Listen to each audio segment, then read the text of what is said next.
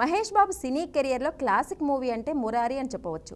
కృష్ణవంశీ దర్శకత్వంలో వచ్చిన ఈ మూవీ అప్పట్లో బాక్సాఫీస్ వద్ద మంచి విజయాన్ని అందుకుంది. ఇక మణిశర్మ అందించిన పాటలు, నేపథ్య సంగీతం ఎవర్ గ్రీన్. మహేష్ బాబు పుట్టినరోజు సందర్భంగా ఆగస్టు 9న ఈ చిత్రాన్ని రిలీజ్ చేసేందుకు సన్నాహాలు చేస్తున్నారు. ఈ క్రమంలో ఎక్స్ వేదికగా దర్శకుడు కృష్ణవంశీ అభిమానులతో ఇంటరాక్ట్ అయ్యారు. ఈ ఇంటరాక్షన్లో ఓ నెటిజన్ మురారి ఫ్లాప్ సినిమా అంటూ వ్యాఖ్యానించడంతో కృష్ణవంశీ తనదైన సమాధానం ఇచ్చారు.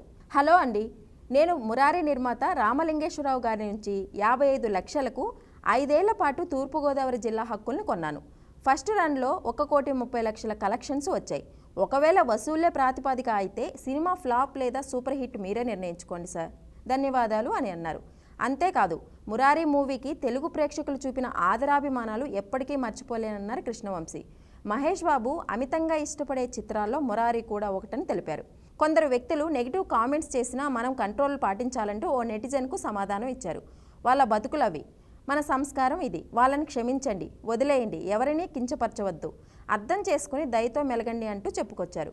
పొరపాటున మనం బ్యాలెన్స్ కోల్పోతే వాళ్ళు విజయం సాధించినట్టు అంటూ సమాధానమిచ్చారు కృష్ణవంశీ. ఇక అంతఃపురంలో అసలేం గుర్తుకు రాదు సాంగ్లో సౌందర్య చీర రంగులు మారడం భలే ఆలోచన అంటూ ఓ నెటిజన్ ప్రస్తావించగా, అది సినిమాలో లేదండి, టెలివిజన్లో ప్రసారమైనప్పుడు ఆ ఎడిటర్ చేసిన మార్పు అంటూ మరో ఇంట్రెస్టింగ్ విషయాన్ని బయటపెట్టారు కృష్ణవంశీ.